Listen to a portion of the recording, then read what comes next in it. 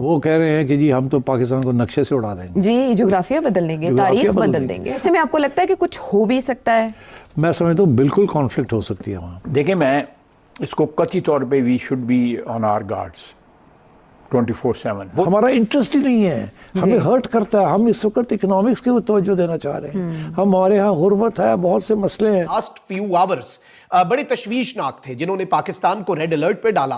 अब भारत ने फजाई हुदूद बंद करने के हवाले से एक वार्निंग और एक नोटम जारी कर दिया है। इंडिया जो है वो ये कह के नोटम जारी कर देता है कि जनाब हम एयर एक्सरसाइजेस करने लगे हैं।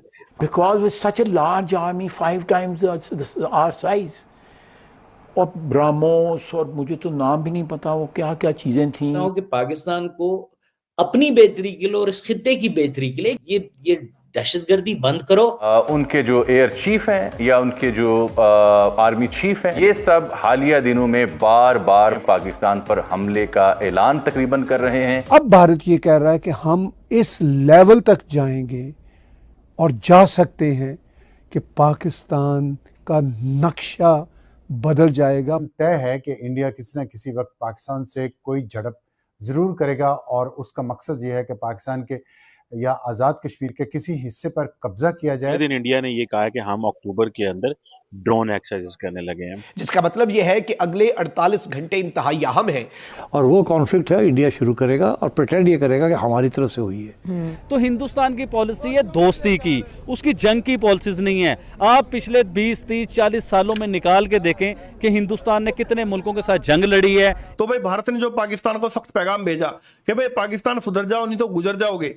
अगर भारत की तरफ आतंकवादी भेजे या भारत के खिलाफ कुछ भी करने की कोशिश करी तो इस बार में पाकिस्तान का ऐसा हाल किया जाएगा कि हो सकता है पाकिस्तान दुनिया के नक्शे से गायब हो जाए, पाकिस्तान का इतिहास और भूगोल दोनों बदल जाए। तो भारत की तरफ से गए इस पैगाम के बाद से पाकिस्तानी नेताओं से लेकर पाकिस्तानी आर्मी चीफ तक की पतलून गीली हो गई है, अपने लोगों को दिखाने के लिए कि भाई पाकिस्तान में ताकत है, पाकिस्तान भारत का सामना कर सकता है। ये स्टेटमेंट दे रहे हैं कि ये भारत से लड़ लेंगे, भारत के हर कोने तक इनकी पहुंच है, पर असल में भाई अंदर से डरे हुए हैं।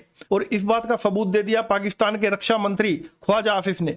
एक न्यूज चैनल पर बैठकर ख्वाजा आसिफ कह रहा है कि भाई भारत के पास में ऐसे हथियार हैं, मतलब यार जिनके बारे में ख्वाजा आसिफ जानता तक नहीं है।